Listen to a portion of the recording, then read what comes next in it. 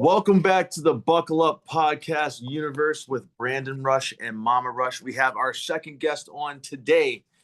We're excited for them to come on. As I said, we have well above 8 million viewers and listeners in 18 countries, and I believe it is 182 cities around the world. So we're really excited about that as we just wait for our next guest to come on the Buckle Up Podcast universe with Brandon Rush and Mama Rush. She's in recording. Let me allow them to come into this podcast. Participants, admit. Should be coming on right here in a second. Okay. Let me take.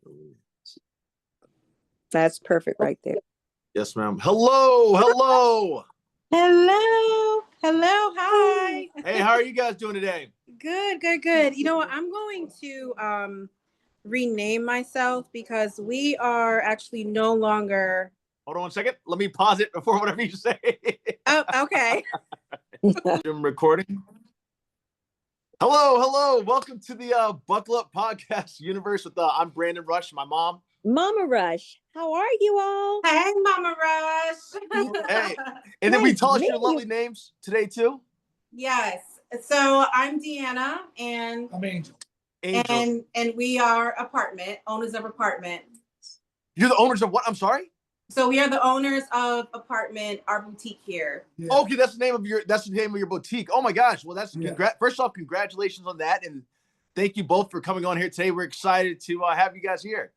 Yes, likewise. We're happy to be here. Thank you for having us. Yeah, anytime. So let's tell us about how you guys got started with having this boutique here, which is really impressive. I also want to hear you guys' background, but I figured we'll start with your boutique first. Yeah, absolutely. You want to? You go. So our boutique originally started off as Roam and Dwell, and we recently went through a rebranding and decided to call it Apartment. Okay. Which is spelled a little bit different than normal. It's apartment, and the end is MEANT, so it means meant to be a part of. Oh, nice. Oh, great. I like so that. It's A-Partment. And basically it's a grouping of our fashion, our love for fashion, our love for art, and our love for home design, interior design.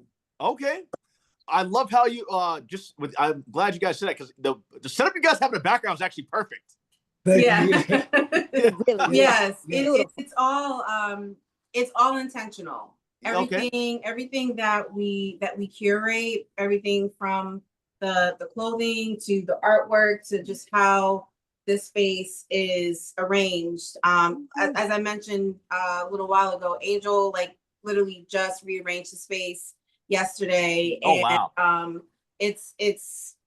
It's all about just intention for us. Okay. Will you go a little bit deeper into the intention with that? Because it looks like in the type of, I guess, art and clothing, what with the boutique, just kind of everything. Yeah. You have plenty of time. So Yeah. If you want to talk about talk about fashion. Basically with the overall look, the reason why we said there's intention behind it is it was important for us to showcase our background. Okay. So being from the Northeast, born and raised in New Haven, Connecticut. Both of us lived in New York City for a period of time and worked out there. That's where I pretty much started my career in a lot of the interior design world. And it just became something that I encapsulated a lot. And then I really wanted to come down here and offer that. Okay. When I saw Dee's fashion and what I was doing with homes, in art, it made perfect sense to put them together. So basically, the intention is to showcase all the things that we have learned and has helped to develop us to now transpose that information to the rest of the world. I absolutely love that. I mean, to be honest with you, you guys had me when you said New York, because that's my stomping ground. Okay. Yeah. I'm a Queens guy. I'm a Manhattan. Okay, Queens. okay. Yeah, Okay. story I of always Dip say Bar. I'm That's from the Bronx, even though I was born in New Haven, but I really grew up as a man in the Bronx. okay. Hey, I love it. Boy. You guys had me at that. Yes, Yeah, and I was See, now the accent's coming out. right. Yeah. And Brennan, I was right next door to you and living in Brooklyn. So Okay, nice. yeah. So the J train, that was my train going in and out into Manhattan. So I worked in Brooklyn so much because I filmed Blue Bloods down there and FBI. So for the last 5 years. So I've been in Brooklyn all the time for work. Oh, that's awesome. Blue Bloods That's was awesome. fun. Oh man, with Jennifer Lopez in it? No, that was actually Shades of Blue. But I did work with Jennifer Lopez in a movie called The Boy Next Door, though. But okay. Oh yeah. But wow. let's not worry about that. It's just I want that New York connection I love. Yes. So I love the fact that you guys are both from Connecticut. And so what got you guys, both of you all, because you're both from Connecticut, what made you guys get into fashion? So that's where I'm gonna let's do a couple things here before I even say that. Let's talk a little bit more about your story. Sorry about that. You're good. You good? He's just turning the volume up a little bit. Okay. I want to talk a little bit more about your story before I get into you guys' background deep. But that brief, I like that. And I love what you guys are doing. You guys are perfect. Got plenty of time here. But so with you guys brought that Northeast guy, you guys, that's my Yeah. So I already know. Brandon loves kindred New York. souls already. You guys decided to bring that down here to the South, which is great because it has a whole entire different feel, as you guys know. Yeah. For sure. Compared to where we are, for sure. Yeah. But before you go there, Mama Rush talking now, but I want to ask you a question. How, Deanna, you said you were from Connecticut as well? Deanna, yes. Deanna. Mm-hmm. Yes, yep. I'm born and raised in New Haven, Connecticut as well. And then I lived in Brooklyn for a little while. And then I came down here to Charlotte. Okay. And so you two met. We can get into that, but I want to see. I want to see how New York. Do we have more? You guys got plenty. But anyway, you have plenty of time. But what made you come to, I guess, North Carolina? I leave New York to go to North Carolina. That's what I need to know before I hear anything else. Yeah, absolutely. So, once I graduated college, I went to school for fashion merchandising after discovering that like being a retail buyer was like that's what I wanted to do. So I went to school for fashion merchandising, and then it's interesting, I had enrolled in a first-time home buyers program in the Bronx. And they had a deal happening where like you completed the class and they assisted you with a down payment to buy a home in the Bronx. And so I was like, oh yeah, so I did all that. And then I came down to Charlotte to visit my best friend. She too had just graduated from A&T.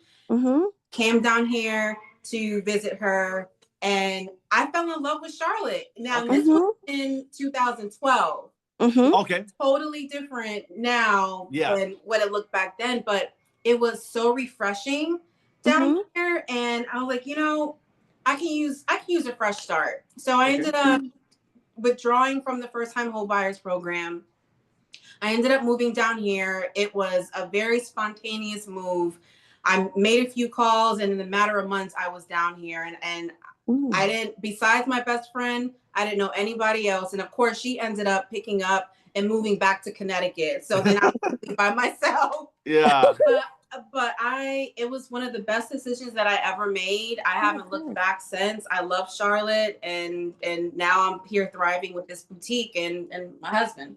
Oh, great. So did you meet, and I'm going to ask backstory, start asking backstories, but did you meet Angel? Angel, how you met your wife in North Carolina?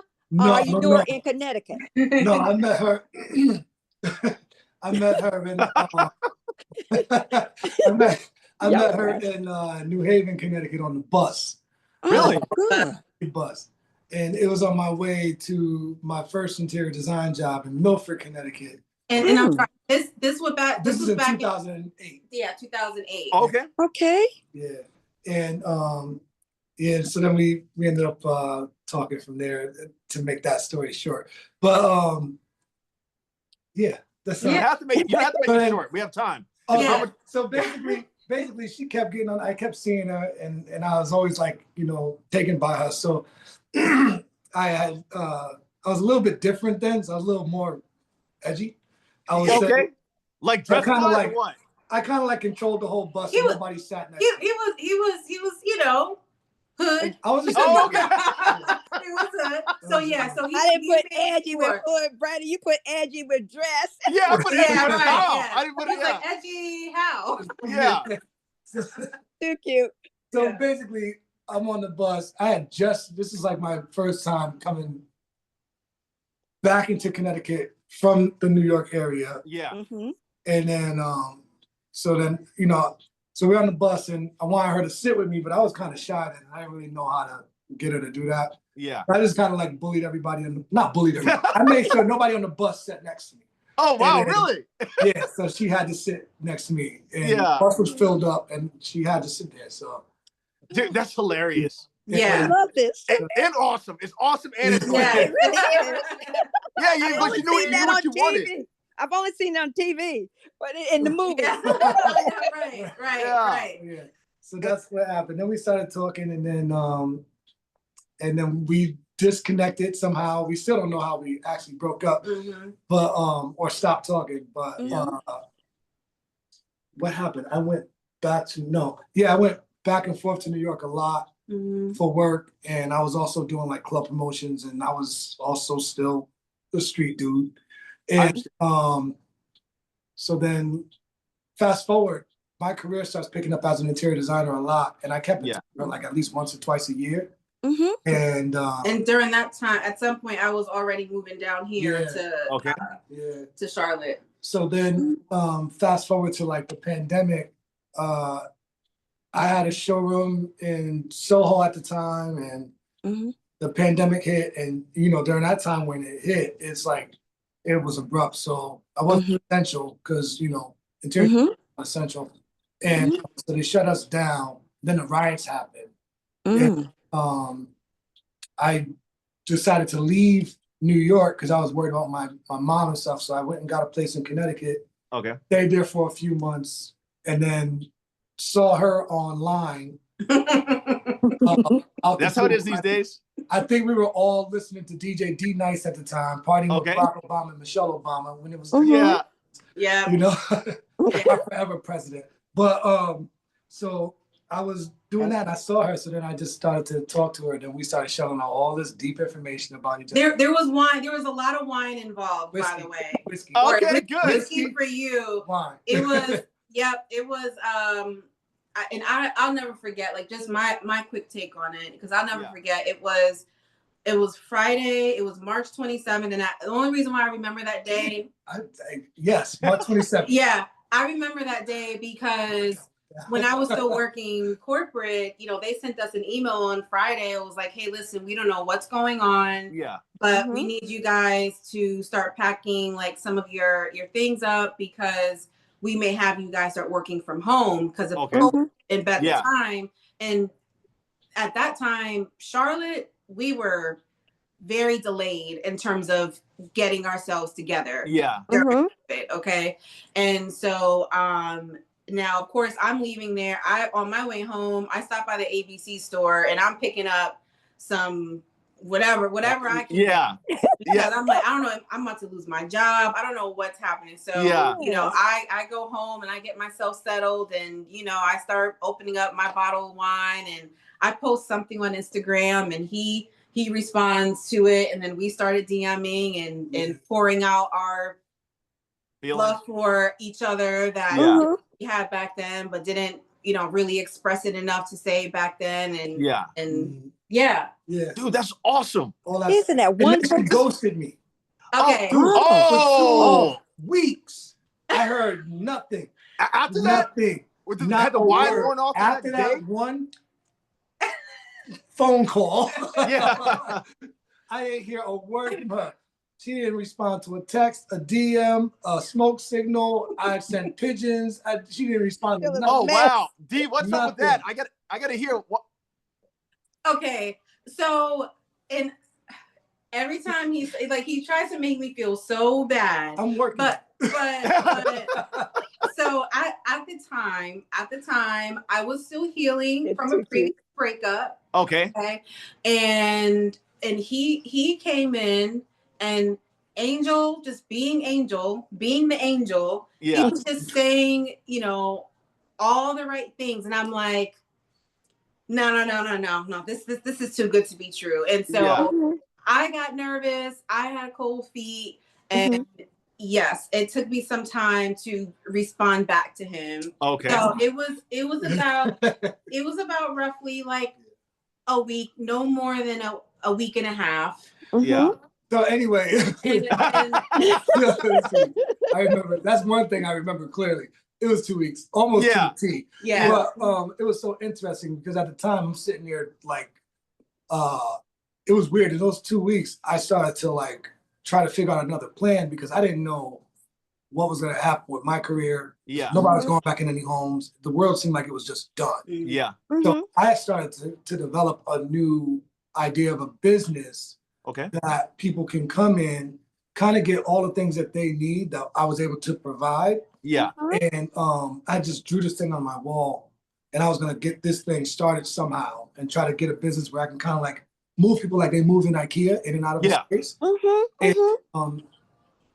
And then I got a call a few days before she finally called me back, asking me to come to High Point to North Carolina. Yeah. To redesign the showrooms at High Point. High Point's like the furniture capital of the US. Right? I bought furniture from there before. So they had asked me to come down there and help to design the spaces, build the furniture, receive furniture that was coming in, all for cameras, just for cameras to take it, put it online, and people to shop virtually. And they wanted me to kind of help make the spaces look like apartments, which is that we call it this way. But they wanted it to look like that so it was easier to sell and so on and so forth. So that's what I came here and did. So she finally calls me back, and this is in May now. And this is from March to May. Yeah. That's 6 weeks. I mean, it's March to May. Right. Yeah. So this is literally in May. Right. That's what I'm saying. See, so you missed. There was a window. No, we love this. You guys have plenty of time, so we want to hear it all. I know you got your time. No, we need this because we have a relationship segment. Here's the thing. I love it. Back when I came down here, because I actually came down here 3 days earlier just to see her. Okay. On May 21st. I didn't start there until May 24th. Okay. In High Point. I came to Charlotte first. I've never been to Charlotte before. Yeah. I come here, mind you, driving a 10-hour ride from the city. Yeah. To here. And she tells me she's still working virtually. And I got to wait till 5 o'clock in a town I don't even know nothing about. I was driving around in Concord. I didn't know where to go. I didn't know nothing. I just parked in the parking lot and I'm just waiting because she's. Now, mind you, I come down 3 days early and she still made me wait until 5 to come to our house. That's wild. But good things come to those who wait, right? That's exactly. Oh, touche. It was worth it. It was worth it. It was worth it. And I greet you with a wonderful kiss. Yes. And yes. It was, it was cool. But it was so crazy because she was definitely not the same person I remember seeing before. Back in 2008, yeah, of course. I'm a grown woman now. No, but like even her styling of demeanor dress was different. Because her dress when she was up north was just a lot more like. I'm waiting. This is my first time hearing this. Oh, we love this. It's crazy, right? It was a lot more like city-esque, like very edgy, you know. And then when I came down here, she had a sweater on and some tights. But I get it. Everybody was home. But I've never seen her like that before. Yeah. Here I come. I'm in like acid wash jeans, a white t-shirt, New York fitted hat. Yeah. I think I had a chain on. Like, you know, I was still. Yeah, the New York look. Yeah, still. Yeah, you know, you can't take us out of where we come from. But I was still a professional. And you know, but so then we hooked up and I actually I went back to like see family. And then before I knew it, the stay became longer. I was only going to do 3 or 4 months and then longer and longer and longer. And then in October of 2021, I proposed. Oh, man. Man, that is a lovely story. Beautiful story. Yeah. So we got engaged in Central Park. Oh, nice. By the boat pond.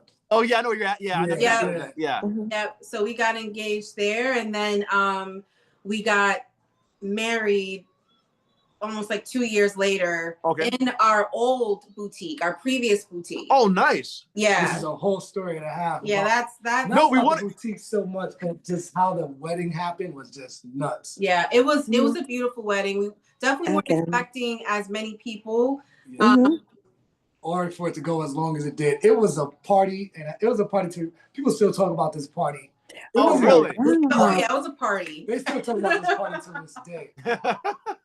We had on our reservation list, I think about like 85 or 86 people. That's a lot. And we had invited more, but a lot of people didn't get the emails, which was weird.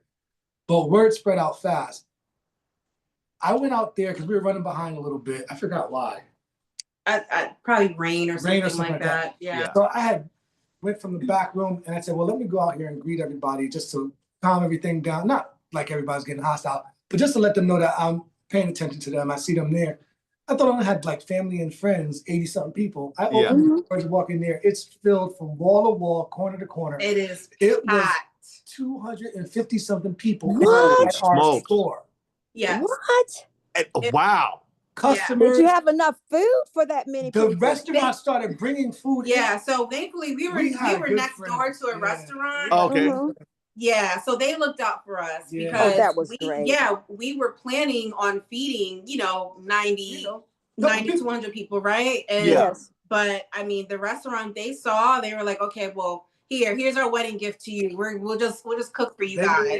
Oh, that's amazing. Wonderful. Yeah, it was absolutely nuts. And it was beautiful. It was beautiful. Yeah, it was great. Full of so much love and like just seeing how many people were there to witness our union. And a lot of people were there. I mean, they saw us, the last 2 years, like building our business in that store. Yeah. And then to see like, us blossom like into husband and wife, just a full circle moment. Our family, they all came down from New York, Connecticut. And they're seeing our store, not just our store for the first time, but the village that we created, like all of our friends and new family. Like it was such a beautiful thing. And they were just so proud. Well, that speaks volumes about the two of you all. Your story is so unique, and people had come out of COVID, and to see that they were coming to family again, getting a chance to witness your love and your growth, and that's just such powerful things. And so I commend you both, because I see how you relate to each other. You're talking back and forth, laughing, and that's what true marriages are about. We disagree, but we still will be agreeable. Exactly. Absolutely. And I mean, like, to be husband and wife and business partners, it's not for the faint of heart. Yeah, we'll say that. I love my man. Great job. But it's still a beautiful thing, and we're just watching each other grow, and we support each other, and between our differences and everything. So it's been a beautiful journey so far. So the boutique part of it. Now you said this is your second boutique. You had the first boutique. Tell us a little bit about how that concept came about. Was it in New York? And that's what's crazy, because that goes back to that thing that was on the wall that I made during the pandemic. Oh, okay. Sorry, Angel, we repeat that one more time. Sorry, man. I think I might have lost one thing in the story where you said this.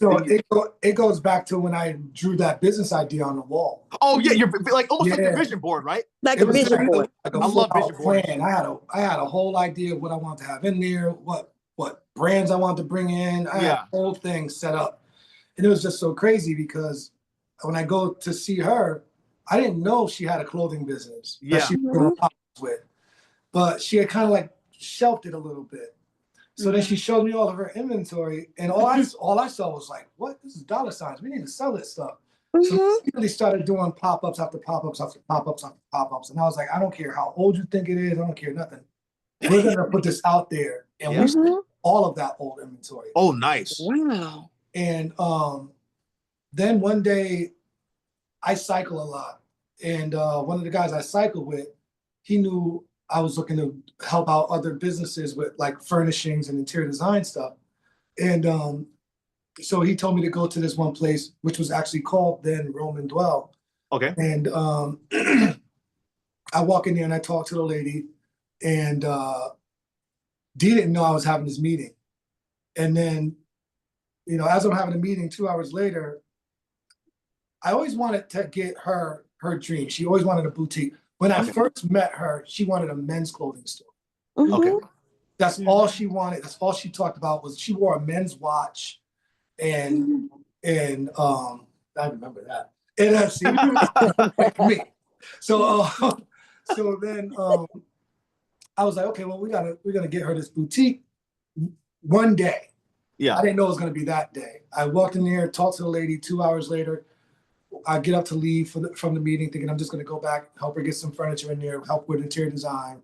As I'm leaving, the lady says to me, you know, I think this place would be best for you. Do you want business? Got back there, talked to her for a few more, like 30 minutes more, recorded the whole thing, and got out the building. And I was like, Dee, remember that store we walked into just to say, you know, see how we liked it? And she was like, yeah, the white one. It was a white box building. And I said, it's ours. She was like, what? I was like, just got you a store. She was like, well, how much is it going to cost? I said, nothing right now. We're going to talk the numbers over later. It was just us coming in there and kind of working her out. Yeah. Taking over everything else. Wow. And then later on, she, you know, she did some flim-flammy crazy stuff and then, you know, whatever. Yeah. Anyway, we made the best out of it. We had to reestablish and reinvent what Roman Dwell is, so that it worked for us. Yeah. We went in and pretty much added our aesthetic, our identity to it. You know, just we added a little bit of seasoning. Yeah. So you will. So and so we did that, and then within that we added other facets to Roman Dwell. So we had our furniture, we had our clothing line, and then we opened up an art gallery. And so a lot of the artwork that you see in the background is of an artist who we did. I think he was he was our second solo artist that show for. So and then in between all that, we had all of our events.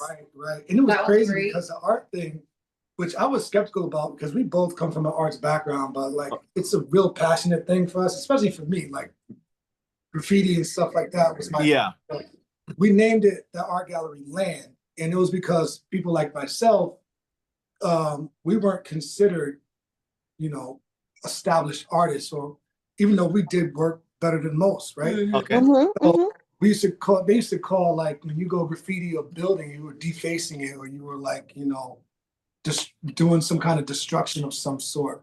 Yeah. So we had named our gallery Land, which meant literally art, not destruction or fun. This is beautiful. Poetic. It was our way of kind of like. He's great with words, by the way. Yeah, no, I love it. I'm loving it. We love he's great. He's great with words. He's great with words. Oh, hey, kindred soul, brother, kindred soul. But it was cool because like I knew it was work. It was right for us because literally the artists walked in there. We didn't go after any artist. They all just walked in the door and was like, hey, we heard you're doing an art gallery, or hey, I see that you're doing something on the walls. I have an art piece. Can I put it up? Yeah. And that's literally how it happened. Oh, wow. And and we never fished for any artists. Ever. Man. Yeah. They all came in and they all did very well. Yeah. Every last one. This is and then wonderful. people started calling our place the place for artists to land. Okay. And it became a really good foundation for the neighborhood and started to really spark, I think, what's now the newer, I guess like the next tier in the or avenue in the art scene here in Charlotte. Okay. Because they had a scene going, but it wasn't getting a lot of the notice that it needed. Okay. Dee and I put together some events, and I mean, it just took off. Oh man. Yeah. And we didn't expect it, you know. Yeah. I'm gonna make sure to say this. I'm gonna use D too because the short names makes it easier for me a lot of times. Yes, that's great. That's great. But if I don't do this, it'd be doing a disservice for my friend who is a family friend of ours, who is an incredible artist who does a lot of Afrocentric paintings. His name is Khalid Thompson. He was one of the when I started this Buckle Up podcast, Universe, my mom and myself, I was like, I have to get Khalid because Khalid is that artist. I'll send him out later today. I will send Joey over his YouTube. He does art. He does Afrocentric paints to music, all kinds of stuff. He is so talented. And I feel like him and you guys connecting would be a special thing. So I would like that. Yeah, I definitely will pass his information to you guys and vice versa. But and to watch his work, you can see him on Oh, it's beautiful on Instagram, YouTube. I'll send it to you guys. But he was on the Buckle Up Podcast Universe. He was on our show. And you can see him out there in the woods with his painting, talking and everything. You'll see how laid back he is. Rafa Fia. Oh, what do you call it? I love him. Rafa what? What do you call it? Rafa. It's like the Jamaicans. I thought it was called Afrocentric painting, but yeah, but I mean he's similar. He acts similar to the people in that. What's that? Rafa something? I don't know where it's in Jamaica. I'll send you guys everything. Anyway. Yeah. Send us. You two connecting would be perfect if you're not related to him, because you very well could be related to him, Angel. Because you guys do look a lot like his dad. Yeah, I'm very creative. That would be something. Yeah, that would be a small world, isn't it? Yeah, it really would be small. I wouldn't be surprised. My father was a Rolling Stone. I have a lot of sisters and brothers.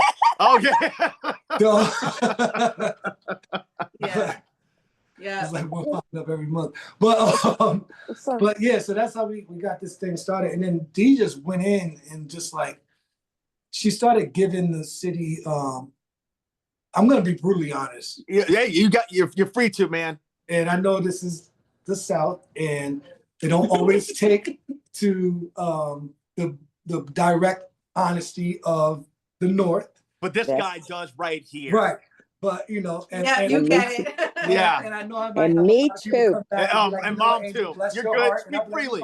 Mama Rush wants you straightforward. Don't come giving me that little don't tip smile man. and come with something. You'd be doing a disservice to New York and Connecticut, and we can't have that. Right, exactly. So basically, Dee stepped out and just really went against what was like the norm of attire here in Charlotte.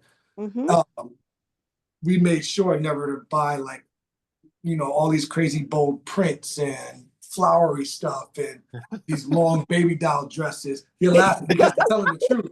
Because it was starting to get to a point where it looked like a cult. You know what I mean? Yeah. Everybody was looking the same. And I'm like, there's got to be more than another store out here that does something different. Absolutely. And it just wasn't really happening. And she started just pointing out to me, and we would have conversations constantly, that the women weren't really doing things to really flatter themselves. Yeah. And so we would get people in there into the store. They would look in there and they would say a couple of things like, am I dressed well enough to come in here? Well, what is this? And I'm like, what? Is it just come in here and get a glass of wine? Yeah. Put them in the dressing room. Yeah. He'll put them in the dressing room, and the next thing you know, she's just throwing stuff in there. They come out. I never knew I could look like this. Just completely transformed. You know, the one thing, and I'm not saying that Charlotte is the only city that does this, but you know, when if a woman does not realize herself, her identity, that's correct. And she is around a circle of women that are doing one thing. I mean, they're all like attracts like. Right. And so, you know, I remember there was a pop-up that we did, and there was a cool woman. She you could tell she was very edgy, and she had just gotten back from like spending like a long, like almost like sabbatical, like out in like Milan or something like that. And she picks up a piece off the rack, and it's cool. Like it's not nothing too far-fetched. Okay. And she picks it out. She's like, "Oh, I love this. This is just so me." And I'm like, "You should try it on. You should get it." She's like, "No, because here in Charlotte, like the circle that I'm in, what are they going to think about me?" And I'm like, "Wow, excuse me." Please. We started to learn, and I'm going to be bold again. That's my middle name. Angel? Both, yeah. Boom. Is that like a lot of it is because none of like fear or anything like that, but they're longing to have their group of people that they can relate to. Yeah. And it's almost at any cost. So they'll conform themselves to have their group. Yeah. A lot of the people here are not from here. Yeah. A lot of them are in the banking world and or their husbands and are. their husbands are. My best friend's a banker in and they're just running around golfing and whatever, and the white stuff with this grouping. And then the other bad part is that social media, the more time you have to sit at home and just watch whatever trends on social media, and you get fed more and that and more of that and more of that, that's all you think that exists. Yeah. And I believe from what I've been noticing out here, the trendsetters and the fashionistas that were before we got involved were flooding the system with the same crap, trying to make it look like it was like style. Random. Right. At the end of the day, I'm like, man, you coming down here, and these guys are like 5-6 years behind. Yeah. And which was the same thing I expressed to D when I got down here, and I decided to stop doing High Point, and I was going to start my own furniture distribution company. And the guy said, Angel, whatever you do, don't worry about Charlotte, though. Work everywhere else. He said, because they don't get it. And I was like, that's not cool. What do you mean they don't get it? And I got down here, and I used to send furniture to clients that were buying in New York to come to Charlotte, Morel, Hilton Head. Yeah. And I'm like, no, what do you mean you don't have the clients? I have books and trucks coming out here every month. Yeah. You have the clients. But they didn't. The people didn't believe in what was offered in Charlotte. They would go to New York. Yeah. Or they'll go to Atlanta and buy. And it wasn't so much that the people didn't want it. The people who were supplying were gatekeeping it, or like not sure. Well, not even just gatekeeping. They were so stuck in what they their mindset that they didn't care if everybody looked alike. They didn't care if everybody's home, restaurant, all that stuff. Like if you think about it, 3-4 years ago, how many restaurants looked the same? They had the same stools inside, metal stools, or all different colors, or red. Yeah. Or they had the black metal chairs out front. It was all the same stuff. And there was like this push for more design, and more design firms started moving down here. More clothing stores started coming down here. Alexander McQueen came down here, and then all of a sudden now everybody's fashionable. Yeah. You know what I mean? And seeking it. But they just needed that. You know what I mean? But it's 5-year difference in time for them to get there. Absolutely. Well, Angel, I heard about High Point. We lived in Virginia for a number of years. And in fact, Brandon was born in Virginia and his brother in Virginia. And I heard about High Point from some friends of mine in Virginia. They said, Carolyn, if you want the best furniture for your home, you need to drive down to High Point. And that's why I said I picked a piece out of High Point. We drove from Virginia to High Point and loved the different furniture that they had, the types, the different styles and everything. And it wasn't anything I could find in Virginia that I really needed for this space I had in our home. And there it was right there in Virginia. And they shipped it to in North Carolina, and they shipped it to Virginia. But I heard about it when I was living there. And so it's like you're not welcoming your own home, almost like that, thinking about the people in North Carolina, not realizing you just go up the street. There's a beautiful place to get furniture. Exactly. And so for them to call you to work at that point, Angel, I think about your talent now. I see all, because I saw the different things in there, and I was just amazed. Brandon's dad and I were just amazed at the uniqueness of that whole place. And so with that said, keep on talking. I just had to throw that in. I'm going to interject one more thing too, real quick, Angel. Angel and D. I wear these Middle Eastern scarves. If you can see, I used to wear them all the time. Angel has I knew we were kindred souls. Angel has like 10 of them. So I got some of my one of my friends is Israeli, so she actually brought me some from Israel. So back in 2013, before anybody even thought about it, I was rocking these, right? And I was rocking them at pool parties. So I was in Los Angeles for work. I was living in Los Angeles, and I went to a pool party with my scarf on. And everybody's like, why are you wearing a scarf? Why are you wearing a scarf? And I finally told this group of people from Ireland, I'm like, because I can. Yeah. And when I said that, you could like they had a shocked look on their face, but like, man, that's so cool. Now I wear I wear these I'm the one that started the trend. Yeah, You started you started it. We're gonna give you that right now. here, right now. Yeah. You started that trend. For years, for a decade now, everybody's like, man, Yes, I love how you wear the scarf. You dip it in the water, it's coming off your body. Oh man. But the girls flock around Brandon at the pool parties in Arizona. Brandon, where y'all? Arizona, Vegas, anybody there's a pool party that had the scarf is game over. But it's like Superman has his cape, Batman has his cowl, and Brandon's got a Middle Eastern scarf. Yes. So I wanted to just interject that, but I love the fact that you guys had that different side of you guys brought that down. You guys are changing the mold. I'm all about being right. If everybody's going right, I am actually going to go left. I enjoy going left, or even when playing video games back in the day, I always took the more difficult route because I wanted to prove to myself that I could do it. Right. I think you guys are those kindred souls too, because I see that you guys are breaking the molds of what's there. Like, hey, look, they are stuck in, a lot of them are in sororities and fraternities, no offense to them, but they all dress the same in those things. Yeah.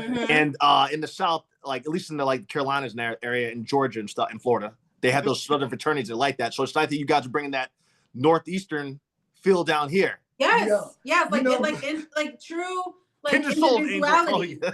It's like true individuality. Myself and my mother, we joke about this all the time. And I don't know if Dee remembers this, but like my mother and I joke about this all the time because after somebody's done with Dee, like in the dressing room and they come out, you remember the Wiz? I love the Wiz. Yeah, I watched that in Bryant Park in New York. Huh? No, but remember the part at the end when it starts to rain after the Wicked Witch of the West is killed? And then they come out and they're like, can you see it? Yeah. It's like, that's how they come out the dressing room. And they start dancing. But literally.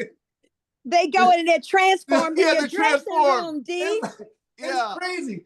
And it's not, it's the truth. It's the truth. And it's not that like we're creating this new mold or something like that. It's like they've been stuck behind this rock and they're just afraid to move it or something. I don't know. Yeah. And then Dee sits there and freaking becomes Diana Ross. And then absolutely you Michael Jackson, he's lying. The Scarecrow. By the way, it's too beautiful. I watched that movie in Bryant Park. They had movie nights on Monday nights, and we all watched. They had the Wiz. You remember that? They had the Wiz. I watched the Wiz there a couple summers ago. Oh, that's awesome. That's awesome. I was telling Dee about one time during a Halloween parade, there was a group that came in as the monkeys on motorcycles. Oh, no way. Really? In the bikes? Oh, my God. Yeah, they came down the street with it was like 5 of them in unison in that little arrow. And that was like, this is so cool. But, New York parade for the Halloween is the best. It is. It is. It's nothing like it. It was hilarious. But Dee is basically Diana Ross. So Dee. Yeah. But you know what? It is so like this, like that is like my dream. Like I've always imagined and envisioned myself having this beautiful boutique and me being able to change women's lives. And I know that sounds like really drastic. No, it doesn't. But like for a woman that has, been coddled like in church growing up, ready to like be a grown woman and step out of whatever comfort zone she was in. That's right. And she wants to maybe step out and add a little bit of color to her life, or it's okay to have a slit in your skirt, you know, and or the mom that has this husband that he's a bank bro, which we call here in Charlotte a bank bro, and she has 3 kids and she doesn't know what to do with herself. Like we want her to come here and feel good, right? We give them a glass of wine and you just come and relax and let me show you different pieces that could possibly work for you. What a great concept for them. You being a stylist for them as well, helping them.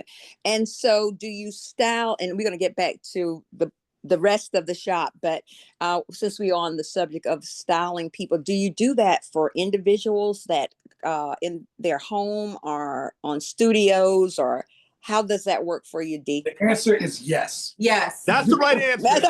Yes to everything. I mean, if a woman feels like, hey, listen, I do not have time to break away from these kids. Can you just bring a rack of clothes to my house and curate everything for me? Sure. Or if she says, okay, listen, my husband, he's gonna be home,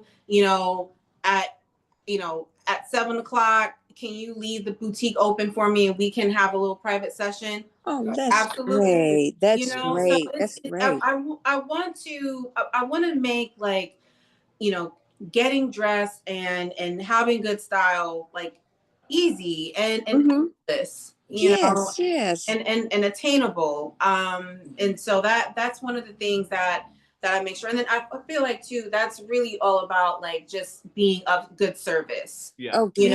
Like we can't have this boutique just run by itself. Like we need our clients, we need our customers. And so the easier that we can make it for them to shop, the better. That is And so now, like, we've even gone as far as discussing, like, us going back to doing pop-ups, but like on a more smaller scale. So like we like a style rack to like some of the local hair salons or like the boutique nail shops. And that's great. Like that for women to, just to add another level of experience while they're, getting beautified. So that sounds I love wonderful. that. And then I was looking at, okay, so the boutique part, the whole thing is referred to as a boutique, but no, part of it is the whole thing referred to as a boutique. Your whole business boutique is you use the word part very well. It is, all of it is a part of the whole entire idea. Sure. It's not just the boutique.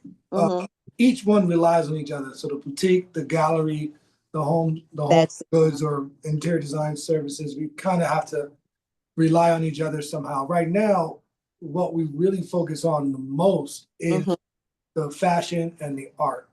Okay, the gallery, yes. Yeah, because it is, the fashion is what's changing a lot of people right then and there.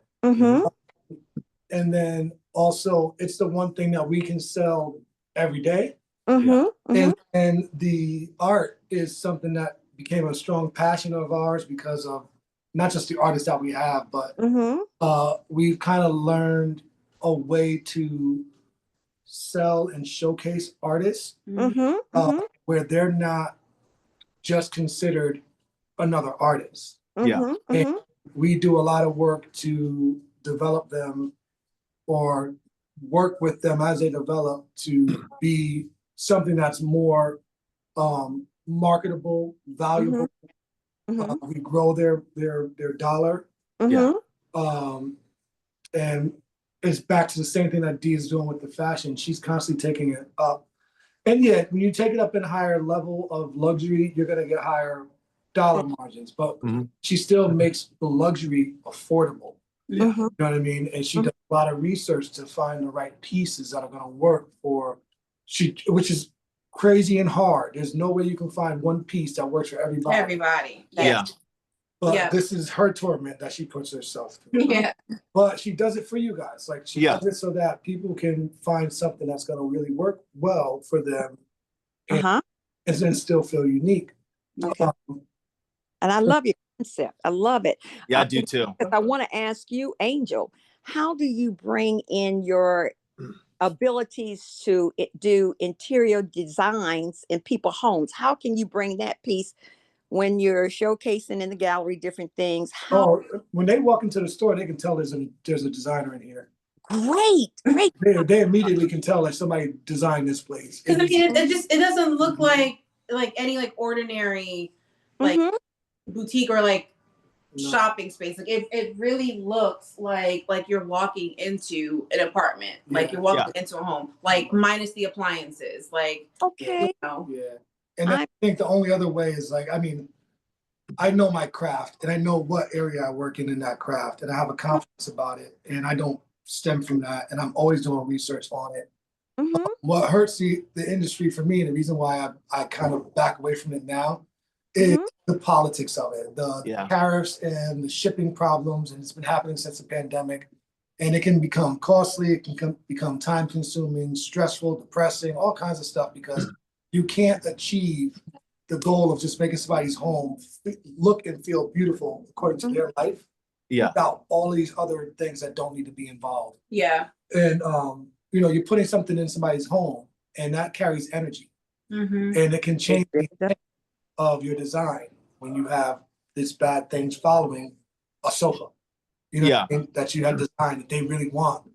And now all this other crap follows that. So it kind of, you know, had stifled the idea of pushing it as much. Yeah. I found since then, I found other companies that I can get away from the tariffs and the duties. And, Yeah, that's become another factor. which is really hard. Yeah. It's still very hard, but it's when you get it right, it's worth it.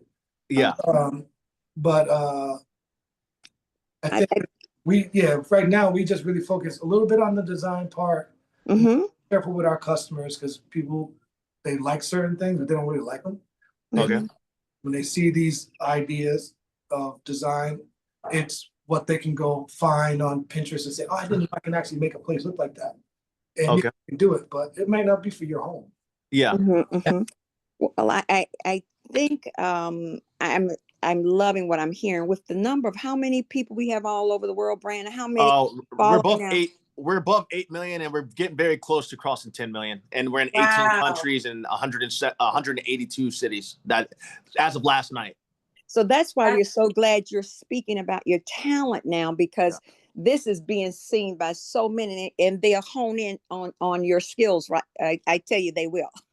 Well, I'm sorry if we offended anybody out there. Yeah. Honestly, I tell people like this: you either take me or leave me. I'm gonna be 100% all the time. You might not like it, but at least I'm telling you the truth. And then one thing I want to say, actually, a double part here about both of you all. Dee, I wanted to hear where you went to college at, because you never what you went to college at and studied. And then the second part of that is this. Angel, I wanted to say, which is something so important to me, is the fact that you said originally that you were street. But I appreciate, and the reason I appreciate you saying that is because you see that people out here are listening that feel like, hey, there could be street too, that there's more ways out there. Look how educated you are, even if it's street smart. It might even be college smart, but it's street smarts. It's you were able to see all these things, that you've created those opportunities for yourself. You've also been around people that you listen to, but that is so important because sometimes people think that the street is the only answer. That's the only way out, when you were living proof that there's more out there. If you apply yourself. Appreciate that. Yeah. You go ahead. He asked you first. So I studied fashion merchandising actually at a local community college in New Haven, Gateway Community College. Okay. And you know, I always felt she originally started off in interior design, which is crazy. Okay. Tell where you started. She started the whole story, not the clip notes. Okay. She started in interior design, and truth be told, I actually first indirectly got into fashion. Okay. Yeah. Oh wow. Okay. Well, go ahead. So I graduated high school. Most of my friends, you know, they went down like the traditional route, and they went to university, they went to college, all of that. And I told my parents, like, I want to move to New York City. And they were like, well, you still need to figure out some kind of education, because you're not just going to move to New York City and not go to school. Yeah. So I did at the time, like after leaving my arts high school, which we both went to. Oh, wow. He graduated. Quiet. Easy. You don't have to say the year. You don't have to say the year. Let's just say, you know, Angel is, you know, he's a little bit older than me. So he graduated that high school From an arts high school. Arts high school, yeah. So that means that you guys already came in there with a level of that's not something you have to either audition for, right, or something? So I had at the time. Yeah. Wow. So I had to audition to get into the school, and then but when he came in, they did lotteries, which was good and bad. It got, you know, a whole lot of people into the high school that probably needed to be there. Yeah. It also kept a lot of people who should be in there out. Oh wow. Yeah. So I ended up going to the New York School of Interior Design. It was right on 70th, East 70th. Wait, would that be NIT? Would that be called NIT? No, Okay. it was NSID. yeah. Okay, gotcha. Thank you. NYSID, Okay. NYSID. NYSID. Yeah, it was right 70th Street and I think Lexington, 70th and Lexington. Anyway, so I went there. I got a certificate in that. I was like, okay, look, mom and dad, see, I went to school. Yeah. And then, but also at the time, I was working for a home goods company called Gracious Home, and so I started off there retail, and then they moved me to the corporate office, and that's when I got like firsthand experience with retail buying. Okay. And you know, like what that was about until I had to assist the buyer with curating merchandise that would go into all of their stores. And Gracious Home at the time, they had stores like in the Upper East Side, in the Lower East or West Side, something like that. And so, you know, me along with this buyer, like we were in charge of like curating what went into all these stores, and I just fell in love with that.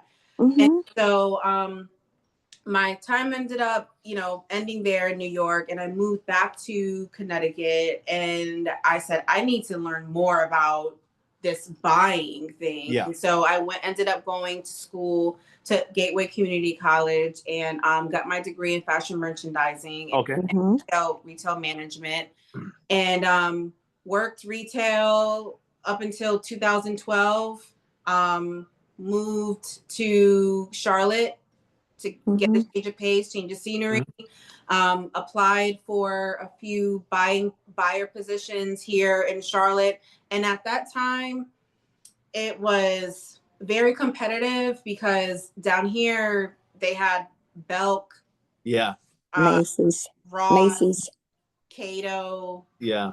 So and Family Dollar. So it wasn't there wasn't a whole lot of opportunity to do it. And so I interviewed and didn't get any yeses. And so I said, you know what? I'm just going to become a buyer and curator for my own company. Let's go. Yeah, that's it.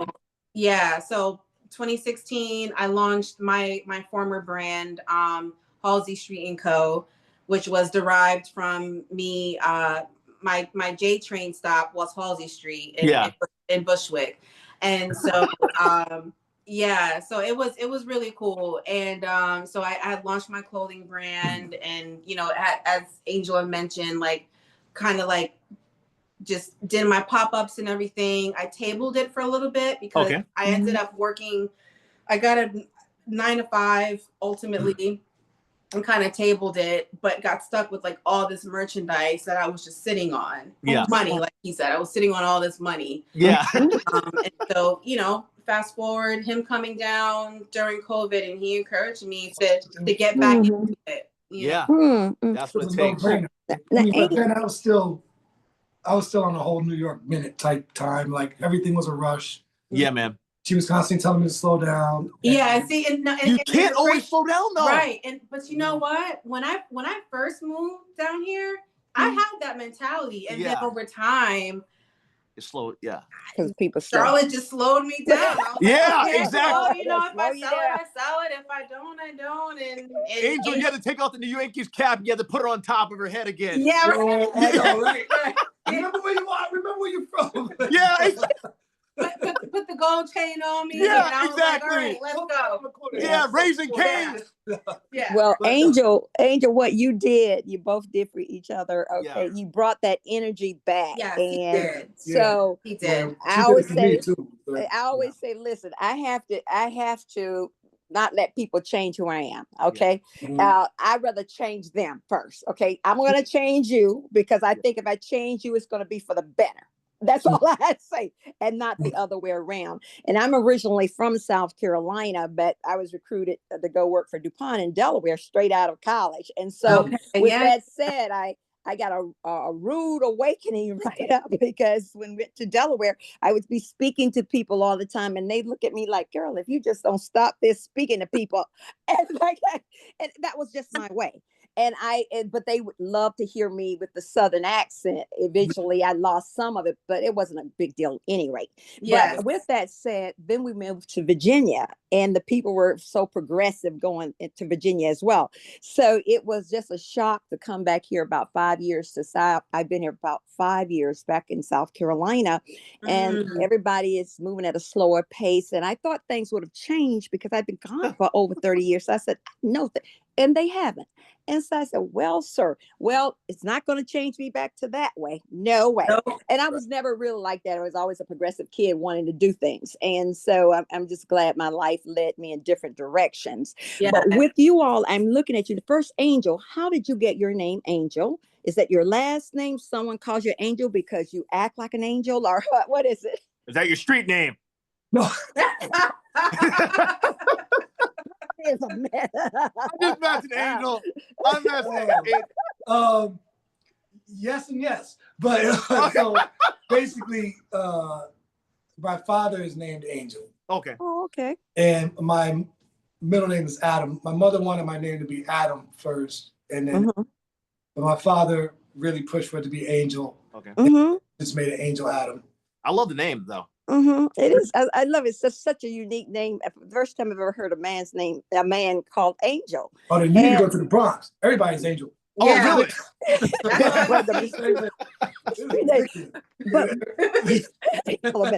But now what I want to do, Brandon, I'll make sure Angel went into a story, Mom, about. I'm sorry, Angel. Yeah, Angel. I think the question I asked you about how I was telling how I love the fact that you're an example of a person who might have been streetwise, who changed, who went into their passion. So from that, even with the graffitiing, because that's big in New York, and that's a form of artistry too, in Chicago too.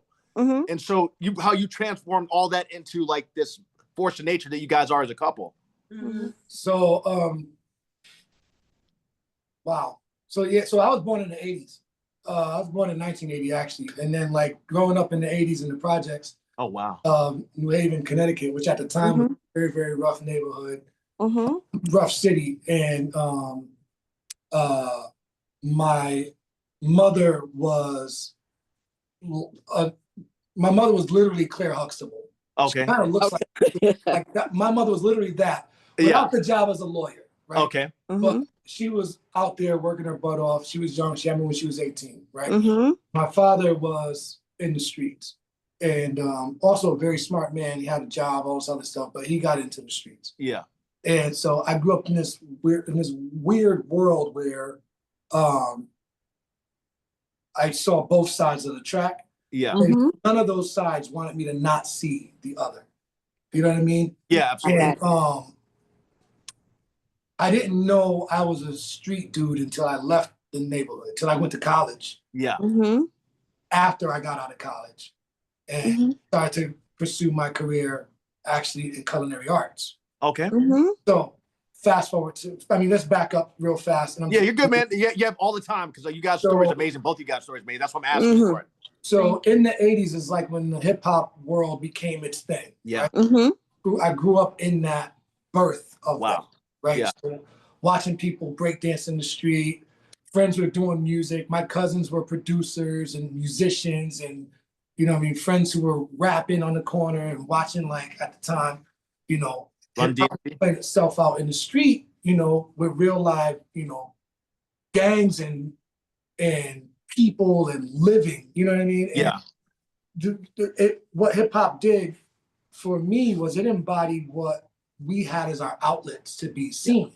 In its truest form is one of the four pillars of hip hop, right? Okay. We did graffiti or our artwork as a way of being able to be seen. We want to be known. We didn't want to die and be forgotten, right? We didn't want to be lost or nobody hear our story. Yeah.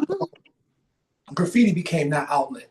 People doing, everybody seeking to be a hip hop artist or a DJ or a break dancer or whatever. Because once we got to see it on TV, we kept saying, oh, these are the guys we grew up with. I could do this. You know what I mean? Yeah. PMD from EPMD is from New Haven. Really? You know what I mean? So knowing all this stuff was happening, these people were coming out of there.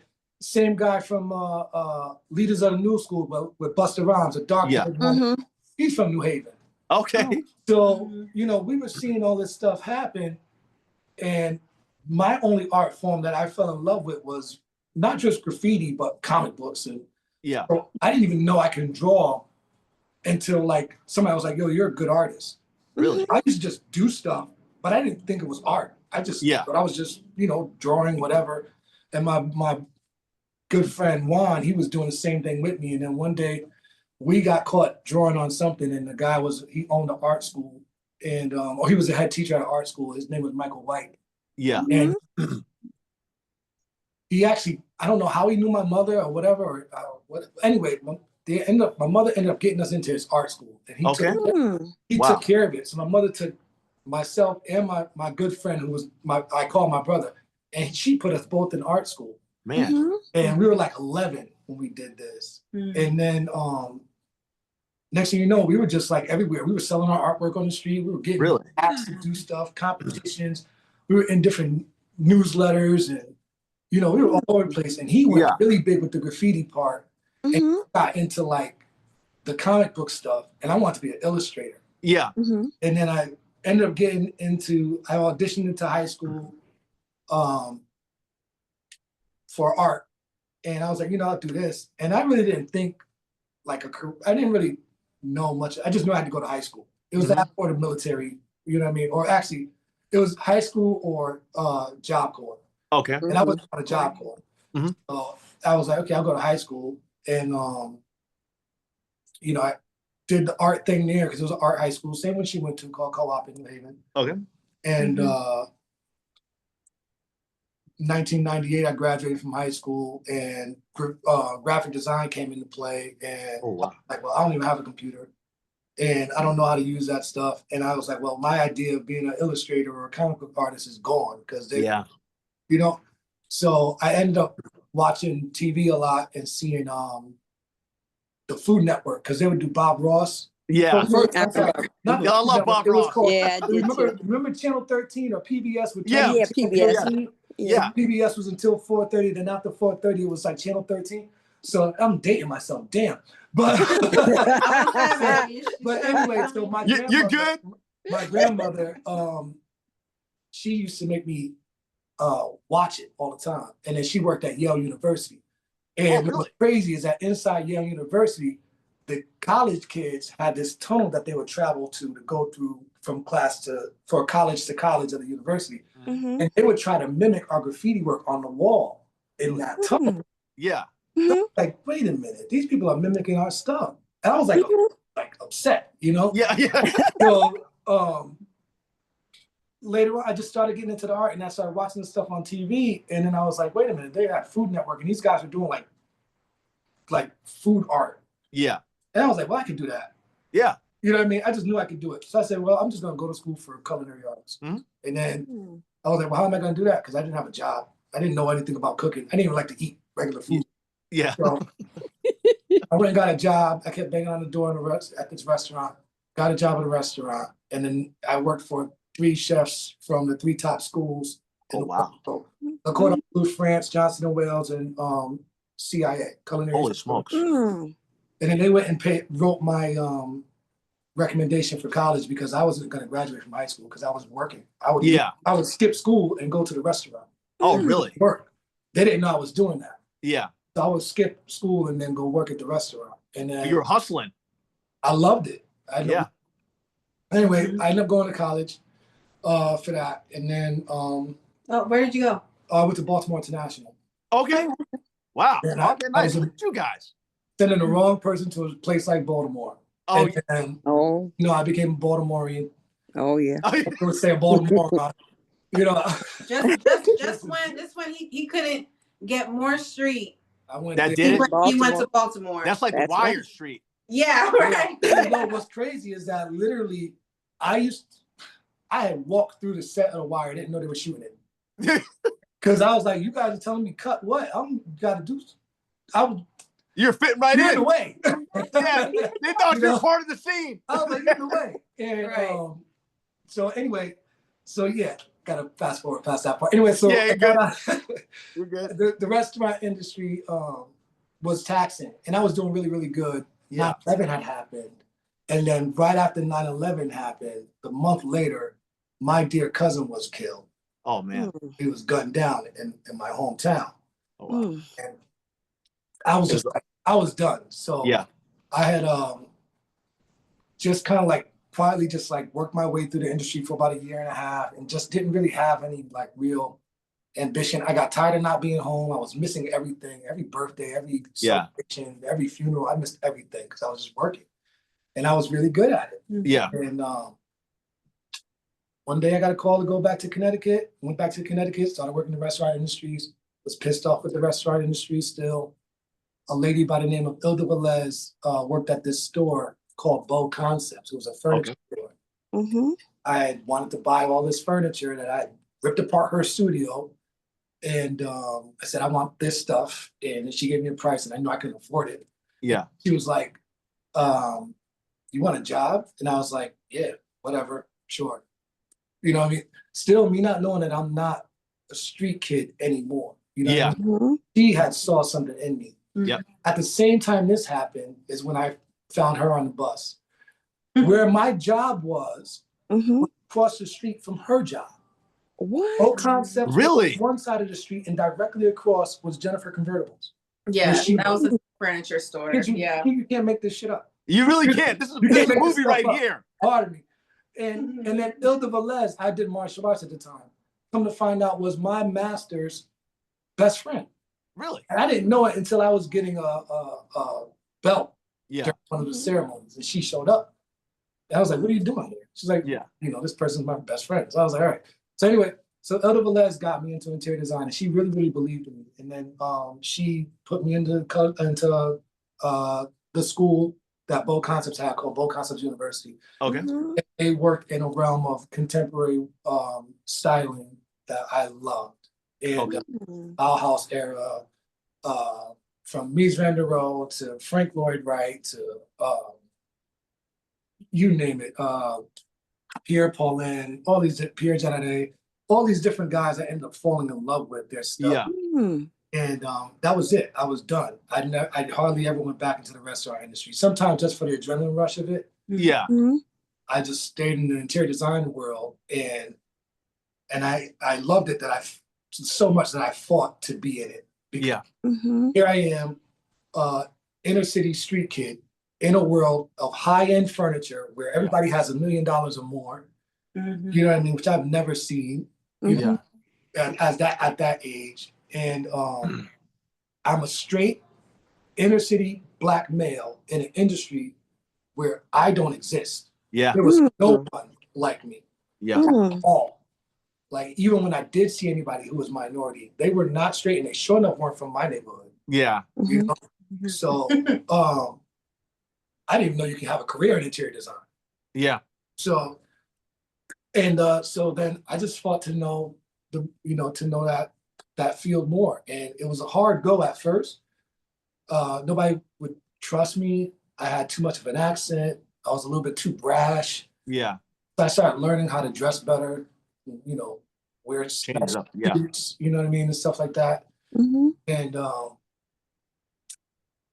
I had to be the smartest person in the room, which I know is like the thing you don't do. So I got to a point to where if you walked into my store and you said you lived in an apartment complex, by the time you left, I probably had the blueprints already. Oh, wow. I probably already set up an appointment to go see your space. I would know everything I could know about what was going on in your home. And then I would ask them questions about how they started their day, ended their day, and I would design around their life. So, wow. This is something. And, the uniqueness of it. On the side end, my father and my grandfather did their carpentry, and I would go with them during the summertime and like work on buildings.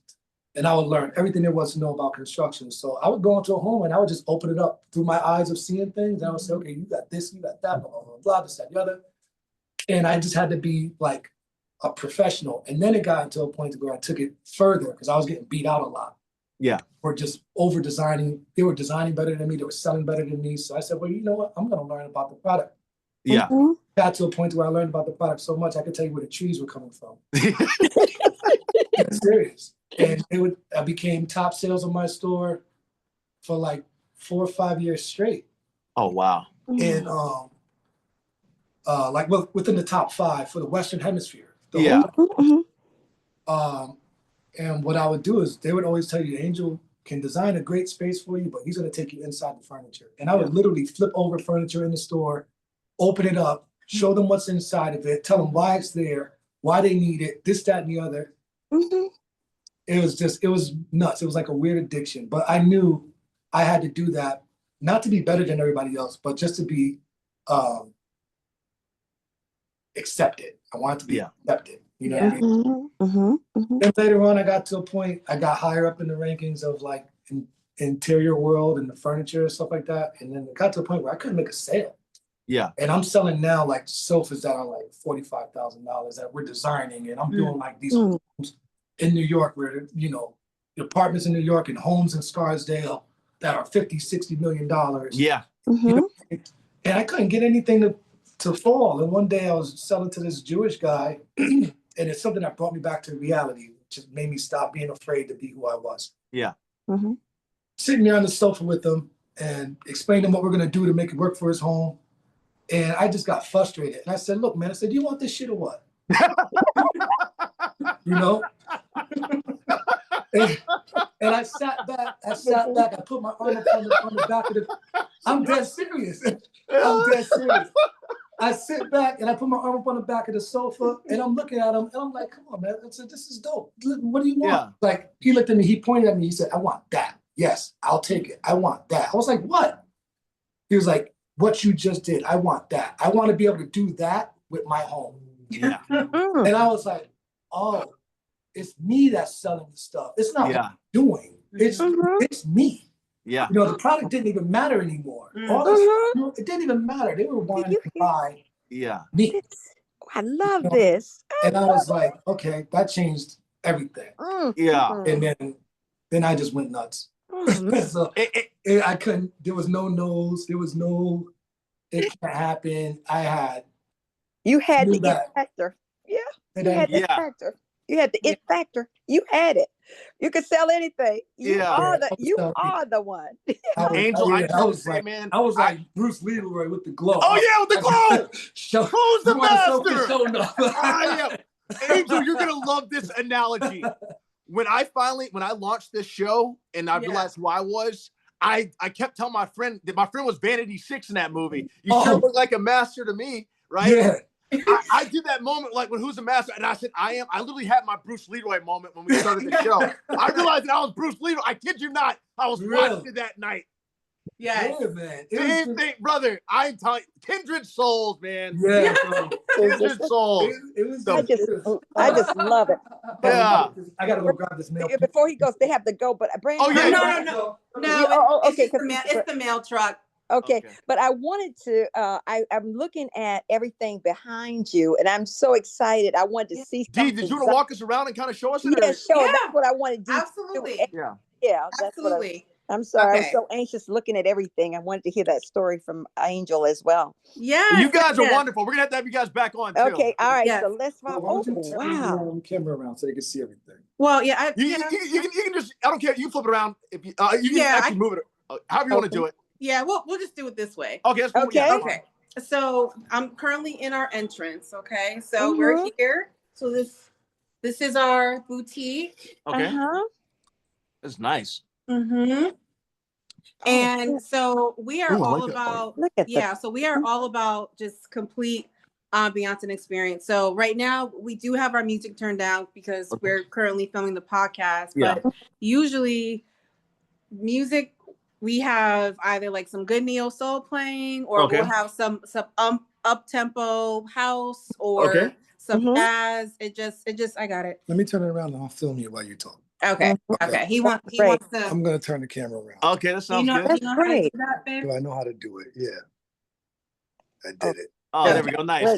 Great. Oh, yeah, it's perfect. Yes, that's what we That's needed. perfect.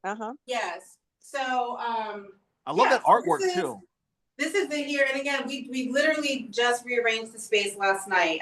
Now I don't even remember how it looked yesterday, but so we usually have our good music playing, and then Typically, we have fashion shows Okay. playing on the TV, like when it's like Fashion Week. But right now, we've been so inspired by just like watching Milan. like what folks are wearing like Down out the street. in Mhm. lawn and everything. So it's really cool just to kind of have that playing in the background. Okay. Mhm.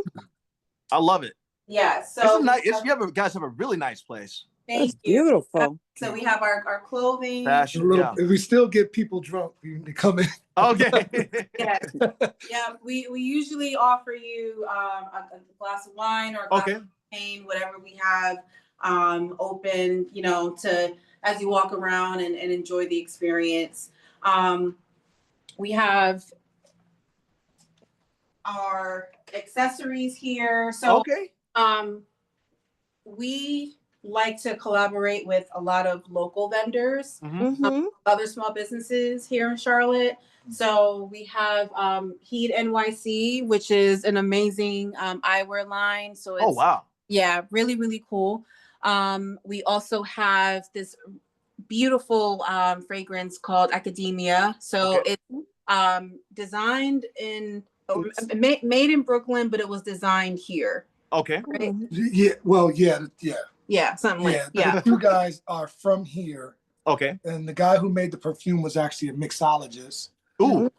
He was just a bartender, and he just started dabbling with perfumes, made stuff, and then the other gentleman's a photographer who made the box, and they became a group that made this up. They're from Charlotte though, but now one lives in California. Yes. Yeah. We also can't forget about our good friend Khalif. He is from Brooklyn. Yeah. Oh, there we go. No, the Bronx. Oh no, yeah, that's right. He's from the Bronx. Okay. So he specializes in leather goods. So he handles all of his bags. So he has everything from like the larger totes to the smaller totes to even some clutches, which is also great for iPad cases. So we have that here.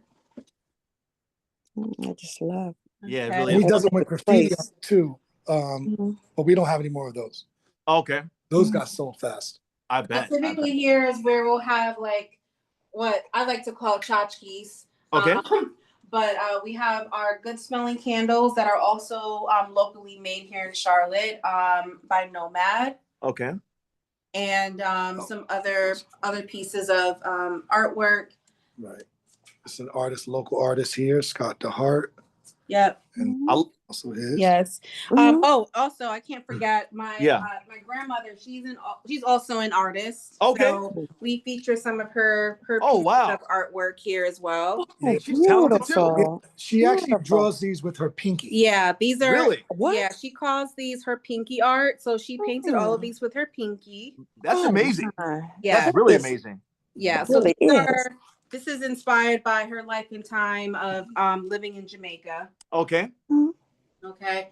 Then along this wall here is where you'll see our artwork. So this is our mini. These look amazing. Yeah, this is our mini gallery. All of this work that you see here is by an artist. His name is Jay McCain. Okay. And I think we mentioned him early on in the interview, but he did. He was our second solo artist that we had featured in our previous space. Yeah, and these are all nice. Bringing him back again at the end of the month for another show. Okay. So he's currently working on some more pieces, but this is just like these are nice. A good glimpse of what to expect at the upcoming show. Okay. Yeah, and so he does a lot of abstract, a lot of layering. Yeah. You know, a lot of expressionism. Yeah, neo-expressionism. A lot of people that'll come in here and say, "Oh, he reminds me of Basquiat." And yes, he is very influenced by that. But I also feel like Jay has his own identity when it comes to his technique and his work. Yeah, look at you guys being art people. And I love that about you guys. Let me say something about that idea when people say that somebody mimics Basquiat, because there's a certain level of respect that has to go to that. So with art forms are always created, right? You're gonna have a lot of things that are happening. So graffiti didn't just come out the blue. There's other things that happen from graffiti, ancient works on walls and so on and so forth. But what Basquiat was able to do, he was able to take a couple of different kind of art forms, from Fauvism to neo-expressionism to impressionism, surrealism, all these different things, and he put them together in a form of contemporary art that became his own unique style that actually, which I'm surprised they haven't acknowledged it yet, but it also took a long time to acknowledge graffiti, considered an art form. Basquiat, I believe, in the near future is going to become an art form. Really? I have a lot of artists that mimic these techniques that he had with the crowns, with the abstract sharp lines and the ragged deformations of a person, the skeleton face, the words plastered across it, which a lot of people don't understand that this was Basquiat paying homage to who he was, which was Samo. Yeah. And he would just write his name and political phrases on walls. Oh, wow. So this is something that Jay McCain, as I also, and people in my time, started to embody. So I'm saying that basically to let people know, like, it's okay to let your work resemble Basquiat, the artist. Absolutely. He would probably say he resembles Picasso. Yeah, that's what I was going to say. It kind of reminds me of that. So, and that's just giving respect to that artist. So all artists out there who are drawing like this, you are helping to create the style of Basquiatism, which I think we probably coined first, that will be established. And or that is established now. So yeah, does he resemble Basquiat? Absolutely. He's from that era. Yeah. I appreciate you breaking that down. I'm loving these art lessons. Yeah. It's really amazing, Brandon, isn't it? You both are so amazing. Like, honestly, unique. You all are such a blessing and unique, and I'm so glad that you had you guys here today. Yeah, you go to the next one. You're good to the next one.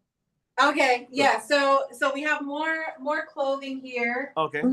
And in terms of the style, I don't think we talk too much about like the style of clothing that we have, but it's definitely more contemporary and unique. I think about my time of living and working in New York on my lunch break, or after work, I would go hit up those small like boutiques, in those like off streets. Yeah. And I still have pieces to this day that I bought in like 2007, 2008, which I'm like, I can't let it go. Like I'm going to wear it until it's the last thread, because it's something that I've never seen before. Absolutely. So when I purchase or curate the collections for the boutique, that's what I think about, and that's what I want for our customer. Absolutely. I want to feel like, and soon him, because we're going to be bringing in some menswear soon as well. Okay. But I want them to come in and feel like, okay,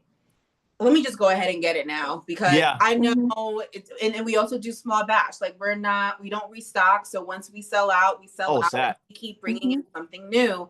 And so we want them to always feel like excited to come in here and see, okay, well, I was here about a month ago, so I can't wait to see what they have, what they brought in next. And keeping things fresh, just refreshing and unique and eclectic, and set apart, basically. Yeah, I love that for you guys. I love that show online. I really do, Brandon, because I think what she's just done, a show online of that boutique, and what people, do you ever do that, Dee, and Angel? Just show the clothes online and just sell them like that. Yeah, well, that's one thing that we are working on is building an online presence. Right now, I would say that most of our traffic most of our sales is coming from foot traffic. Okay. And so, and even like with us moving into a new space, we had to pretty much kind of start from scratch because we're in a totally different neighborhood. Yeah. But aside from the foot traffic, our goal is to truly like increase our online presence. So you will be seeing more of us online. Angel and I, it's weird. It's like we want to express ourselves, but then like we kind of want to be like in the background. Yeah. We're two humble people, Absolutely. But we also understand that people don't just buy a product, they buy you, like they buy your story, they buy who you are. Absolutely. And so I'm like, Angel, we're gonna have to put ourselves in front of the camera more often, because me being able to like try on you know, a dress and, you know, Mhm. twirl and add a little personality to it. Yeah. They're like, I want that because she looked good in it. I don't care if I don't look good in it. I want to buy it because Yeah. she looked good in it, and I like the way she twirled, and I love her smile or whatever it is. Yeah. And they buy it, and so so that is something that we're gonna start working more on, and we look forward to that. Absolutely. Well, we really love you guys have it. You guys have that it factor, both of you. you both do. And I Thank thank you you. so much. I saw your video and I was so impressed with the video that you had that Tiffany shared with us. And Oh, yeah. in fact, I sent the video to another mutual friend and she said she lives in Charlotte. She said, I think I'm going to stop by that boutique. And so that just happened yesterday. Yeah. But Wow. today with this and when Brandon posts everything out there, you will be on 20 different platforms, Brandon? Yeah, so You you and guys Angel. a couple things I didn't mention to you guys. One, you guys are able to, we transfer you guys the footage too. You're able to use for that however you guys see fit. You have my full, the full permission to do that. We transfer it to people because when people tell their stories, that way you guys can always take out whatever you want or put in whatever you guys want from that. The second part is you guys will be on 20 podcast stations. So I'll have you on 20 podcast That's stations. The most exposure we've ever gotten thus far. Yeah. Yes. And then also you'll be on YouTube as well. So the one thing I'll have to have you guys do is if you guys have Instagram, make sure you send me those handles so I can make sure that you guys can tag me on that or whatever. I can tag you guys or whatever. Absolutely. Yes. Absolutely. And you guys have been wonderful today. Yeah. And how can they reach you right now if you want to give a verbal, just your name? So first, if you are coming into Charlotte and you want to come visit our boutique and it just so happens to be a Thursday, we also host for our good friends a Thursday night jazz night. Oh, nice. And it's called Mo Better Thursdays because I love Mo Better Blues. Yeah, I know what it was. Play it. So we did it because he's from the neighborhood. Everybody in here is all local. Our artists, all of our friends, they're all really from here right now. And so we fell in love with our friend Braxton, who actually did our wedding. Okay. Mm-hmm. And there was a need for like a jazz night, a real, systematic jazz night for local artists every week. Yeah, so we ended up no frills, just straight jazz. Down to earth jazz. Yeah. So we needed a place to also help promote ourselves, and we wanted to have fun. Okay. So we put it together, and we put together Mo Better Thursdays. It happens at this place called The Exchange in Noda, 36 in North Davidson. Yeah, East 36th Street in North Davidson. And that's every Thursday night. It's absolutely amazing. Come out and support. You get to meet us. You get to meet the band. What time does it start? What time does it start? So, doors open at 7. The show starts at 8. We recommend to get there closer to 7 because the space is intimate, so the seats fill up quickly. Yeah, okay. Yeah. That sounds good. So, but in terms of reaching us, you can either give us a call or text us 704-737-1991. Or you can reach us on Instagram, which is a.part.meant.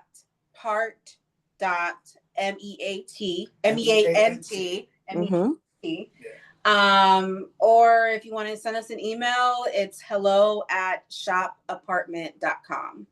Perfect. So Brandon will put that on everything. Yeah, I'll make sure. Yes, and I'll also text that to you as well. Yeah, please do. Brandon. Yeah, please, I tell people, please do because it helps me out. Yes, for sure. You don't have to fast forward all the way to the end of the podcast.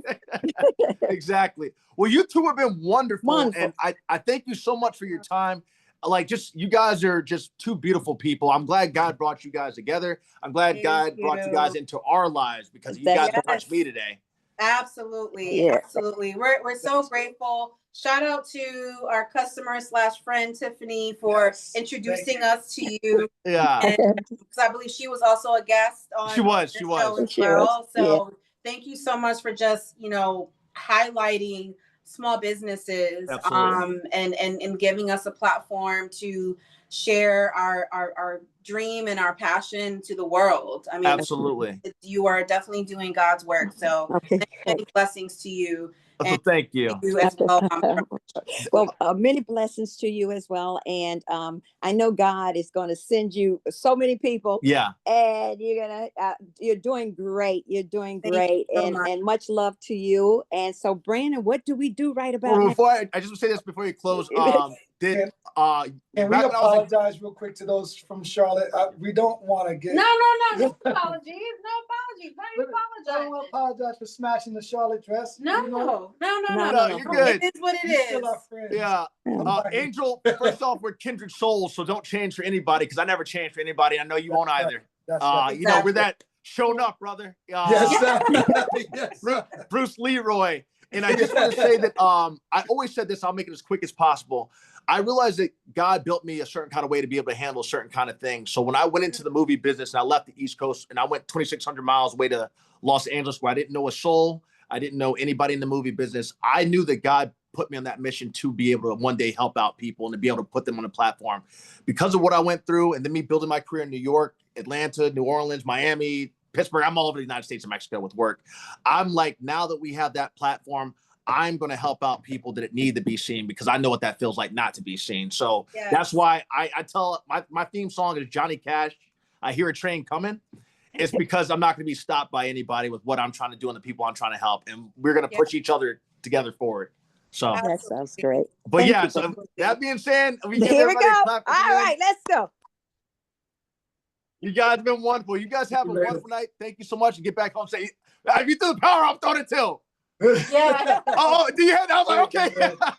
Yes. All right, you guys take care now. All right. Brandon, they were so amazing. Well, Thank they're you amazing. so much. Absolutely amazing. Thank you.